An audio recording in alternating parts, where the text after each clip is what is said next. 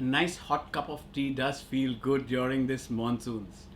Hey friends, this is Carl Pereira and welcome back to Carl David Pereira Photography, the one-stop shop for photography and video lessons. Today, we're going to talk about the amazing Nifty 50. My dear friends, come back soon. Let's roll the intro.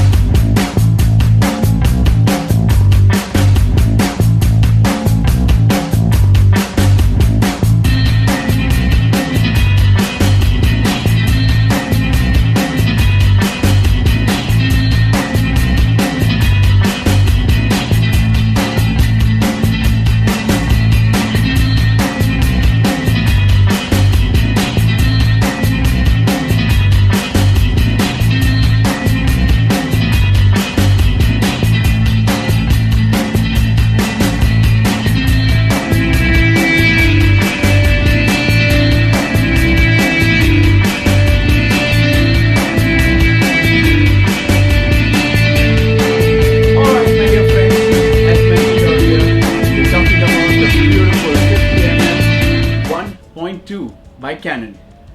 I know friends, it's been a long time since this lens has been launched. I've had this for quite a bit and let me tell you, this is a beauty. My dear friends, have a look at this. This lens is heavy, it is superb, the build quality is brilliant, and I feel Canon has put a real lot of love while making this particular lens. You see, my dear friends, the focusing ring in this particular lens is super smooth. It's like in India what we call muska. You know, it's like, I don't have words to describe it. My dear friends, the back element is totally metal. It's metallic and it feels sturdy, and it has also got a weather sealing which is absolutely stunning. And my dear friends, this is exactly one thing I say is absolutely important in today's lenses with a climatic condition that we live in, with a lot of humidity. At least I live in Mumbai, and let me tell you, humidity, rain is something that we don't have a schedule anymore. Talking about weather sealing, this camera has got a weather seal ring, and let me tell you, that's a very important point for me, because I shoot in places where you never know. You're made to probably walk near a water fountain, or sometimes while shooting a little bit of video there is water spillage somewhere. You can't always have a rain cover on top of this, so this weather sealing really helps.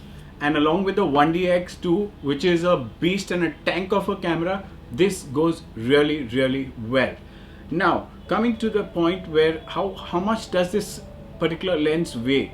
This lens weighs at 580 grams and is pretty heavy.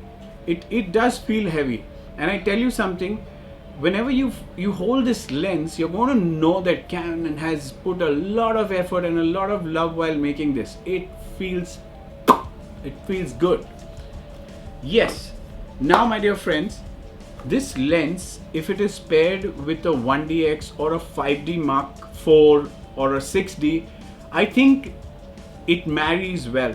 The balance that it creates is amazing, and I tell you, I've used the 1DX and I've used the 5D Mark IV with this for video and for stills. I still recommend this camera for stills, but if you're using it for anything else, I think the lens is really good. Coming to point number 2. Alright my dear friends, the second point is the focal length. Let me tell you, this lens, when you're using it with a full frame camera, is a pleasure to use. It is lovely, it gives a beautiful bokeh, it gives some really good dreamy shots, and something that all of us love. Let me put it in this way, when you use it with a 70D, which is a crop sensor camera, what you will notice is that the 50mm turns into an 80mm essentially, with a 1.6 crop factor, and that is an excellent portrait lens.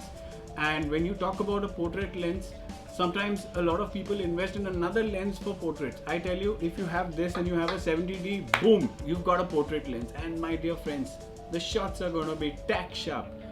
And a point to be noted though is the 50mm is freaking expensive. It's like, it really can break your bank. But you got to understand one thing. Is it really worth investing in this particular lens which costs almost above a lakh of rupees, or should you go with a 1.8? The decision is all yours. The reason being that if you can afford this, you have an option of going up to a 1.2, but do you really need to use a 1.2? If you don't, I think the 1.8 version is much better, and it's amazing. The 50 can never fail you. Well, my dear friends, the sharpness of this lens is something worthy of mentioning. It is really good, but at times, because of the silky smooth focusing ring, you can go wrong with the sharpness. So pay attention when you're using this lens. You got to have time at your hand. You really got to have time.